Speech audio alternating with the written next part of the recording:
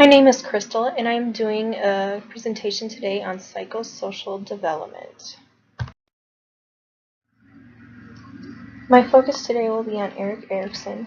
He was a psychoanalyst born in Germany who later moved to America and died here in 1994. He taught both at Yale and Harvard universities as well as many others around the United States. He was known as the 12th most cited psychologist in the 20th century. He emphasized on how we interact socially with others and came up with 8 stages of psychosocial development. As you see listed, all stages are on here for psychosocial development. We will all pass through all these stages in our life. In each stage, we could have a crisis, which then in turn could have a positive or a negative impact on our personality. We could think of psychosocial development as our psychological needs conflicting with our society needs. Early stages in life are crucial. By adolescence, we have completed 5 stages of development in Erikson's stages. An unhealthy personality could develop if unable to complete a stage. The first stage of development is trust versus mistrust. As an infant, we're looking for stability and consistency from our caregiver.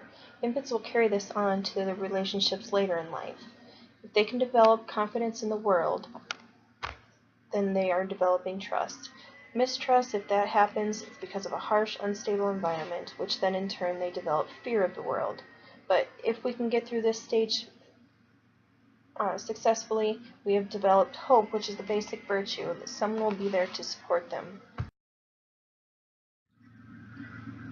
The second stage of development is autonomy versus shame and doubt.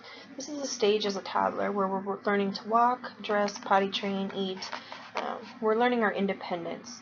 And caregivers need to allow that, because if they're too controlling or they're criticizing the kids for a failed attempt on the task, they're developing shame and doubt, which then in turn will lower their self-esteem and they'll become more dependent on people. If they are successful through this stage, the basic virtue learned will be will, which is increase in their confidence as well as the ability for independence. The third stage of development is initiative versus guilt. This is us as a preschooler, where kids are starting to plan activities, interacting at school, initiating activities, as well as making their own decisions. If any of this is not allowed, and kids are too controlled or they're being treated like they're a nuisance, this is when they develop their guilt. Then they become more followers and they're less creative in their mind. But if they make it through this stage successfully, the basic virtue is going to be purpose, and that's a healthy balance between the initiative and guilt.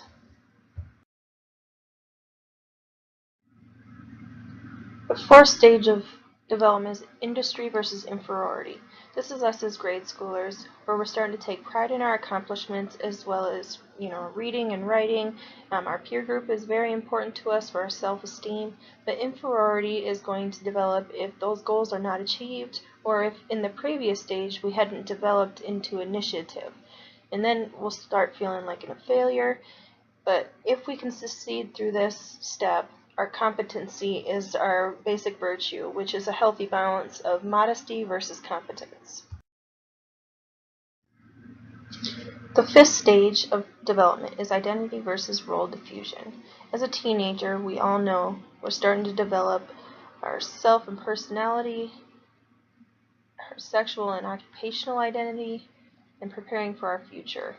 Our role confusion is going to happen if our failure to establish our identity during this stage, and unhappiness will then in turn happen. But if we can make it through this successfully, fidelity is our basic virtue, which is us just identifying and adapting to the changes that our body is undergoing. The sixth stage of development is intimacy versus isolation. As a young adult, we're looking to be in successful relationships. Our sense of security and safety is developing, but if these aren't developing, our isolation is, which is causing depression, loneliness, fear, and avoidance. But if we can make it through this successfully, love should develop during this time of our life. Generativity and stagnation are our seventh developmental stage. This is us as a middle-aged adult. We're developing families, settled in our career, we're raising families and being involved in our community. Stagnation is going to develop if we are unproductive or we don't further ourselves or feel accomplished at all during this stage. But this is a stage where our virtue for caring for others should develop.